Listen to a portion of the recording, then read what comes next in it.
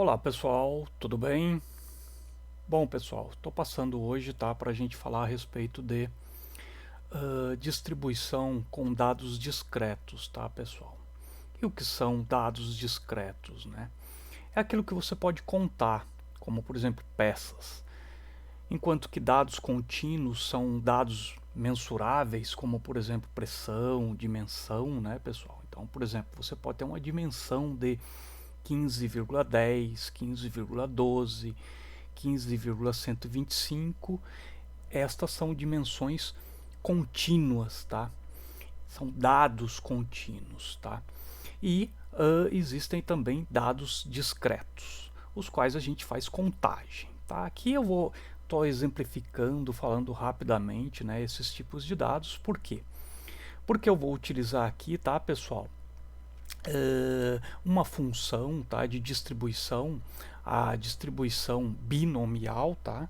E essa distribuição ela é discreta, tá? Então a gente vai falar de, por exemplo, peças aqui, tá? Eu vou dar esse exemplo peças para ficar ter um efeito mais didático, tá? Para que você consiga entender rapidamente qual é a proposta do exercício, tá bom?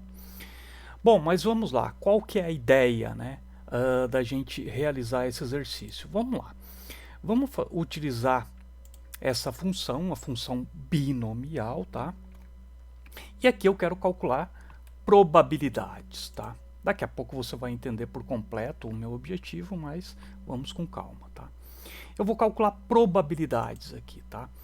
Probabilidades em um número de ensaio em porcentagem de eu ter, por exemplo, 0 peças com defeito, uma peça com defeito, 2 peças com defeito, 3 peças com defeito e daí por diante, tá? Então vou utilizar essa função. Por que que eu vou utilizar a função binomial? Porque ela é discreta. Então ela está trabalhando aqui com peças, por exemplo, né, que é um dado discreto. Muito bem. Então aqui, pessoal, eu vou executar, tá, 12 ensaios. E eu já sei previamente, tá, que na população que eu estou estudando, eu tenho um histórico de perdas, né, ou seja, peças defeituosas de 5%, tá? Então a probabilidade desse evento acontecer é de 5%. E eu vou fazer 12 ensaios, ou seja, eu vou fazer 12 verificações. Eu vou extrair do processo 12 verificações. E aí eu quero saber, nesse processo, qual é a chance de eu ter 0 peças com defeito, uma peça com defeito, 2 peças com defeito, 3 peças com defeito, 4 peças com defeito ou 5 peças com defeito, tá bom? Em porcentagem, tá, pessoal? Então eu carrego aqui, né, a coluna que eu estou estudando, tá? Então vou carregar aqui a coluna C1, que é o número de peças que eu quero avaliar a probabilidade, e vou executar o cálculo. Eu vou pedir, na verdade, para que o Minitab execute para mim, tá, pessoal? Existe uma série de equações de probabilidade aqui, né, pessoal, que não vem ao caso, inclusive, mas sim, nós estamos trabalhando com probabilidades, tá? Então nós estamos trabalhando com uma área da matemática que calcula para a gente a possibilidade de ocorrer ou não um evento, tá? Muito bem. E aí eu vou dar um OK aqui. E aqui são geradas, né, pessoal, as possibilidades, né?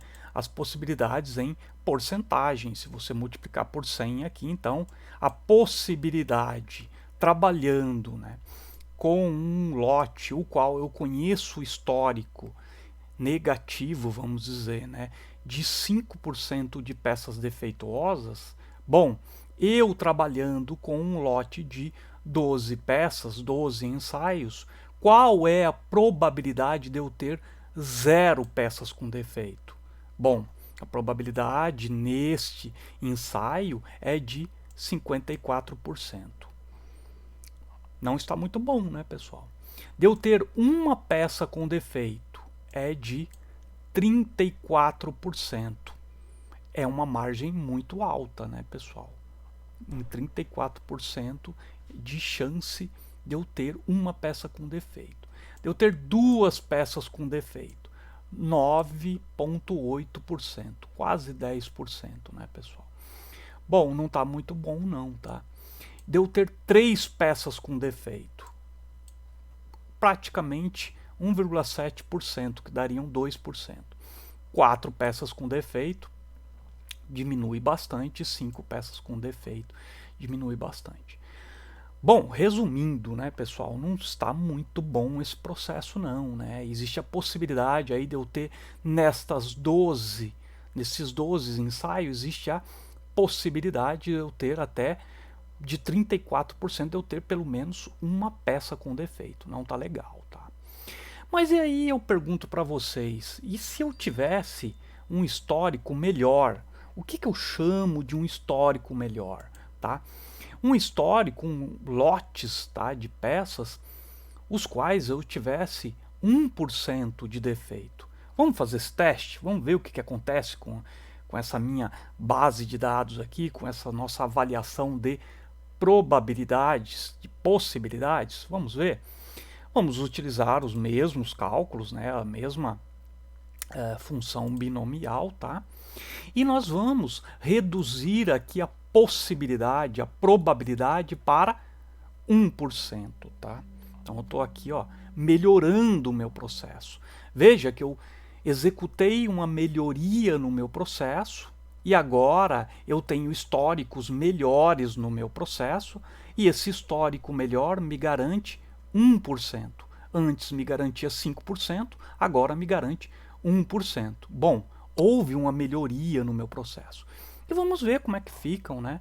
Como é que fica as probabilidades a respeito desses novos dados, tá? Então eu vou aqui dar um OK, né, novamente. Veja que aqui eu estou calculando com o mesmo, né, número de peças que eu já tinha feito anteriormente. E vamos ver agora as probabilidades. Eu vou dar um OK aqui e novos cálculos foram gerados, tá? Novos números foram gerados. Veja que agora eu tenho a chance de ter 0 peça com defeito, aumentou. Aumentou para 88%. Melhorou, né, pessoal? A chance de eu ter uma peça com defeito está em 10%. Eu vou até retornar aqui, né, aos cálculos anteriores, só para você ter uma noção, né? Antes eu tinha só 54% de possibilidade de haver 0 defeito. Agora eu tenho 88% de chance de ter 0 defeito. Ou seja, eu realmente melhorei meu processo, tá? E de ter uma peça com defeito, eu tinha aqui 34%, né? Eu tinha 34% e agora eu passei para 10%. Então, realmente eu estou melhorando o meu processo. Veja que diminuiu a chance de eu ter um defeito. E assim por diante, né, pessoal? Veja que se você comparar, né, à medida que você compara estes processos, tá, as chances de você ter mais peças com defeitos estão lá no meu primeiro lote de estudo, tá? E à medida que nós melhoramos o meu processo, as chances de ter peças com defeitos diminuíram bastante, tá? A ideia aqui com esses dados, com esse estudo rápido, é mostrar para vocês a importância das classificações dos dados. Se você classifica um dado incorretamente, se você erra, por exemplo, você faz um estudo com variáveis contínuas em vez de discretas, você com certeza também erra a escolha do tipo de distribuição, a escolha do tipo de ferramentas, tá? Uma vez que você classifica adequadamente, você começa a ter fontes de informações muito seguras e muito úteis, né, pessoal? Tá bom? Aqui é mais uma dica para vocês a respeito de Minitab, tá bom? Um grande abraço para vocês, fiquem em paz, fiquem protegidos, tá bom?